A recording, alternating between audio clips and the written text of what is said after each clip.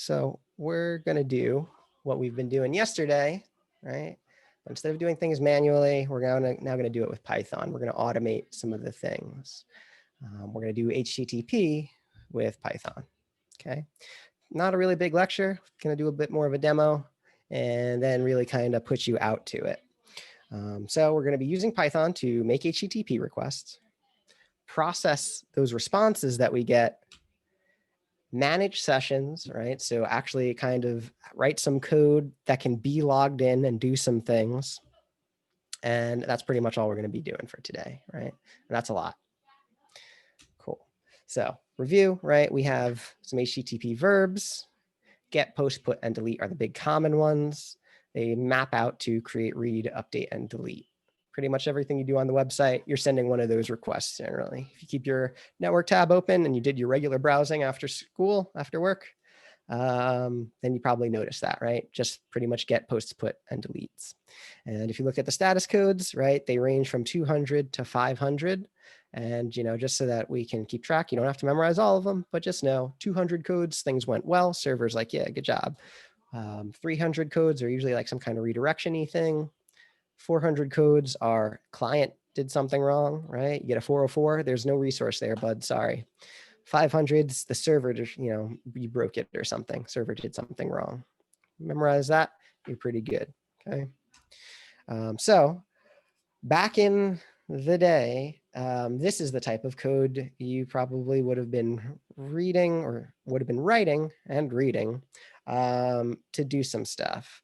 And what this code does, right, this is the library URL lib from Python. And all we're doing at the top, right, we're importing Python. We're importing the URL library, URL lib. We are, making some URL variable to GitHub. We're making a request to that URL. We are using some kind of password manager. And I know that just because it says password manager. We're opening something, we're printing a status code, and we're then printing the content type. That is the code you may have been writing if you were learning this a few years ago, but we got something better. We got Python requests. This is the new code that you'll be writing. And it's a bit easier to read and kind of understand what's going on. This code does the same thing the last code did. So again, you got that shebang up top. We're saying we're Python, we're importing requests, we're sending a get request, and you can't see the whole thing there, but there's an extra variable that has the authorization to log into GitHub. And then you're printing the status code and you're printing the content type header. That's the same as this. Okay, so as you're frustrated today, in your Python, just know it could be way worse.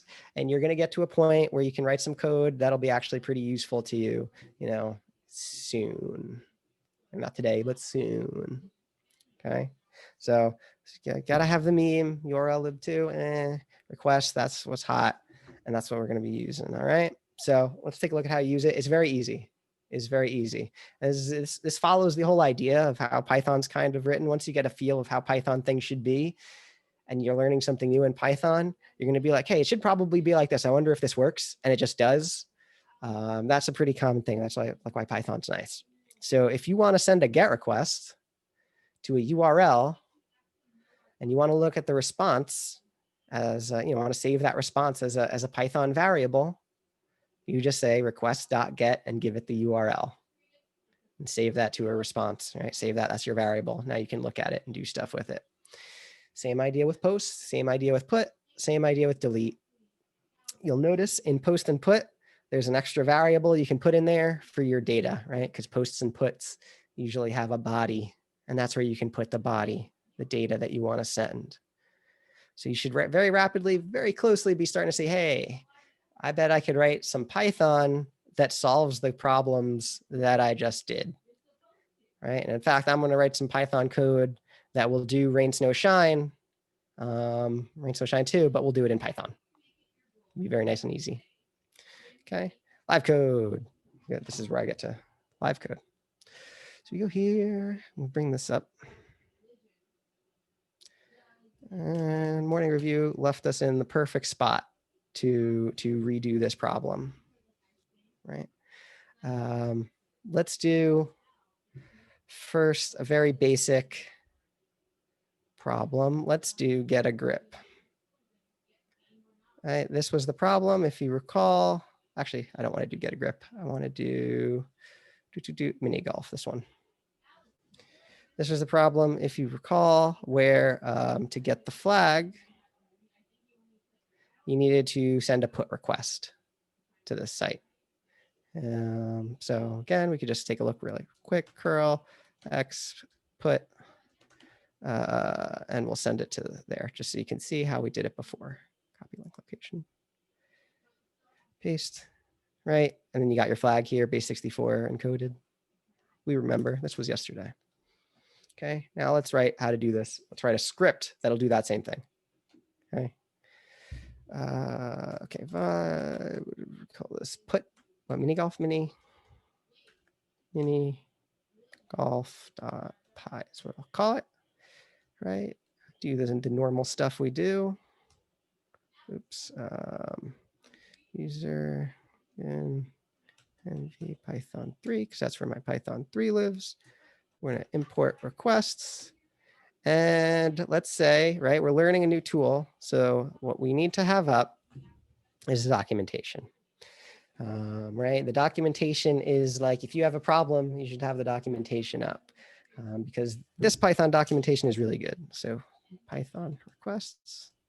I know there's documentation you'll find in your career won't be good. This Python documentation, this documentation right here for this library is chef's kiss, guys. It's like you look for what you want to do and it's very easy. And there's examples of how to do it. So while you're working today, as you're kind of like trying to learn, get your feet wet with this library, have these docs open, okay?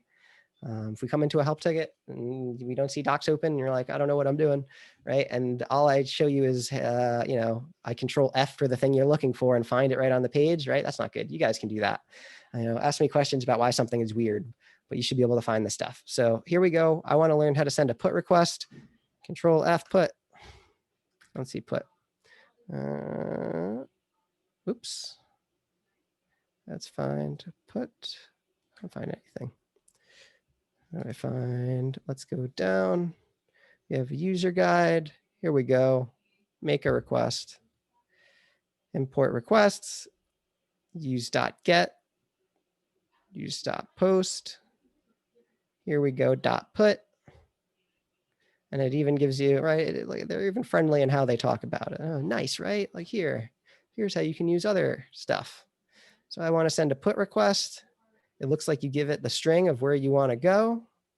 And then if you want to, you can give it the data of what you want to put. All right, this problem didn't have any data we needed to send. So let's just do it. I'm going to copy this link. I'm going to import requests. I'm going to say response equals requests dot put. I'm going to put the string in there. Paste. Close it up. And I'm just going to print the response. Okay. Oops, I actually want to look at the code again, just so we all see what's doing, right? I only wrote 4 lines of code here. I think we can all follow along, right? Set the interpreter, import the library you want, use request library to make a put request to this location, and then print out whatever the response is. Since we're learning this, maybe we could even print out the type of response. Not sure exactly. I think it'll just say it's a response type or something, but let's look.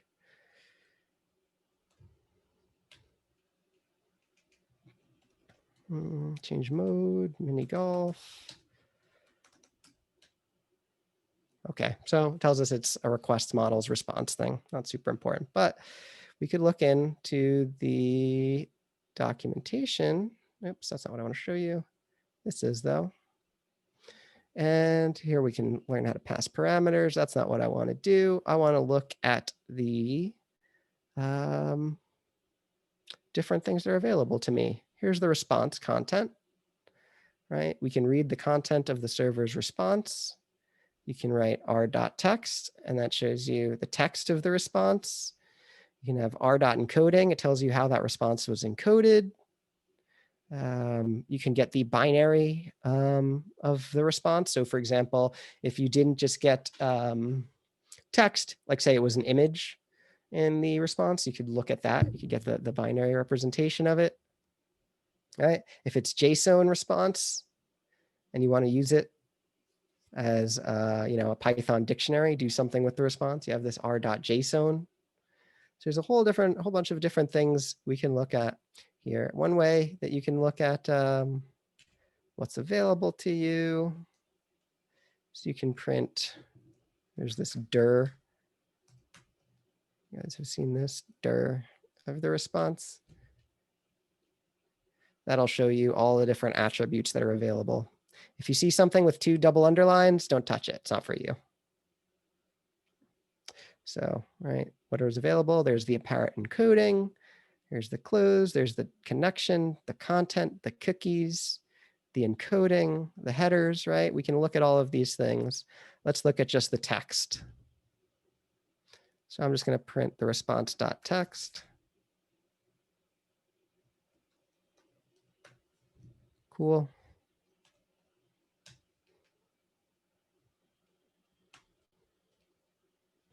And there you go. We're seeing the raw, the HTML text that comes back, and you can see the flag there from the problem. Okay, I'm going to do one more of the problems from CyberLab in Python, and then I'm going to recommend some that you guys should do, right? Problems from yesterday, just solve them in Python. Get them to this point where you can see the flag on your terminal, right? So let's do the one from this morning that we ended on, RSS2. Show you how easy it is to write code that does this in Python now. Okay, so let's clear this. 2.py user bin nv python 3. Oh, if I was smart, I just would have made a copy of the other one and changed that. All right, import requests. Okay, and let's say I don't know how to send a post with data yet. So let's go, right? If I want to, I will go back to the top. I'll go look at this like a little user guide. I'm looking for post. All right, maybe I'll even control F post. More complicated post requests. Here we go. Look at this, 3 lines, guys. Here's your data. Key value pairs. I notice it's in single quotes, so that might be, something to be aware of, right? Remember when we were doing this problem this morning, we needed double quotes, so something to be aware of, but let's keep reading. It says you send post, it says you have data here equals, and you give it whatever that variable is, that payload that you want to send. Okay, I'm going to scroll through a little bit more. It says there's other ways you could send the data. Okay, you can read through this. If you want to send it as JSON, it looks like there's a library that you might want to use. But the easy, right? We have this right here. And instead of encoding the dictionary yourself, you can pass it directly to the JSON parameter in this version. And this is the version we're using, or at least we're using above this version, right? So if we look at the example they give us, here's the URL. Here's the payload, right? Looks like it's not URL JSON encoded, right? You can agree with me, this is not JSON encoded. But if you just put it in this format, it looks like the library will do the work for you. So let's just do it, right? Follow along with how they do it. I'm going to say URL equals, and the URL we want to send it to is Rain Snow Shine 2. Go to this site. I'm going to copy it. I'm going to paste it. Paste. Okay. I'm going to say set some variable called payload. And it's going to be a Python dictionary, right? So it's going to be like that. I'm going to use single quotes. And I forget what it was. Handle movie command. So handle. Oops, can't type.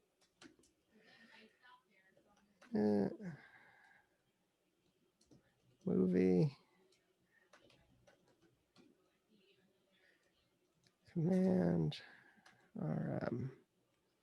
Cool. This looks good. All right, so let's save the response. Response equals. You're missing a between movie and the matrix Ooh, good catch. and command and on.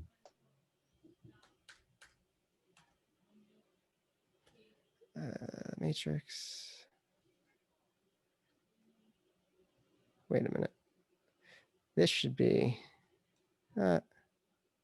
This should be that. That looks better. Thank you. All right, so let's send it, right? Requests dot post, right? Then we give it the variable. That's the URL. And just like it says,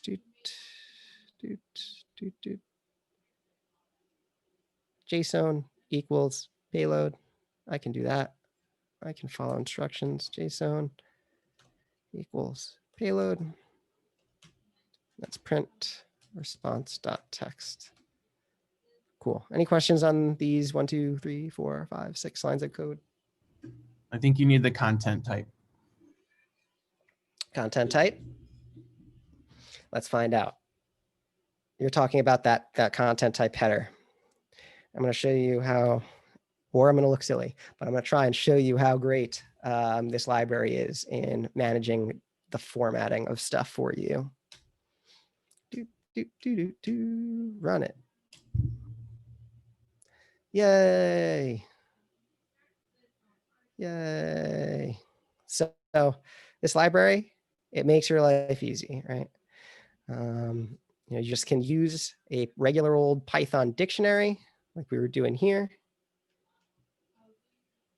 Right. And because of the way we sent it in as the data, the Python, this library was able to format the request the appropriate way and send it the way we need to send it.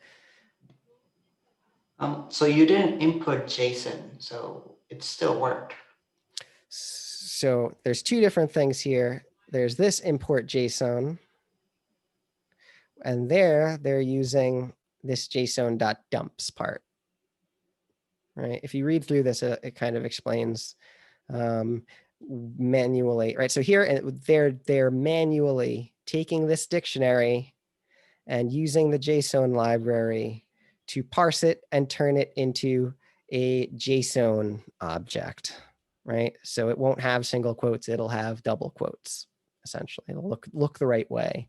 It'll change the encoding. Doing it like this, right? Right, it even tells you, instead of encoding the dictionary yourself, right? This is you doing it yourself, right? Importing this and saying to do it. You could instead do it like this, which is a little easier, nicer on the eyes. It's the new way, the hotness, right? That's why we use this library. Is that clear? Sorry. No, go ahead. Can you think of a reason to use the old way, the import JSON versus the other one? You don't have access to this library or this version. Maybe you need this library to take, like, this library has uses. I'm trying to think of one off the top of my head, and I can't right now, but I wouldn't surprise me if there's a reason you'd want to use this library. I'm pretty sure I've written a script and I had to use this library. Maybe I didn't have to. Maybe I could have done something with Python requests, but not a satisfying answer, I guess. But sometimes. For today, you won't have to. I can give you that answer at least. Cool. Questions?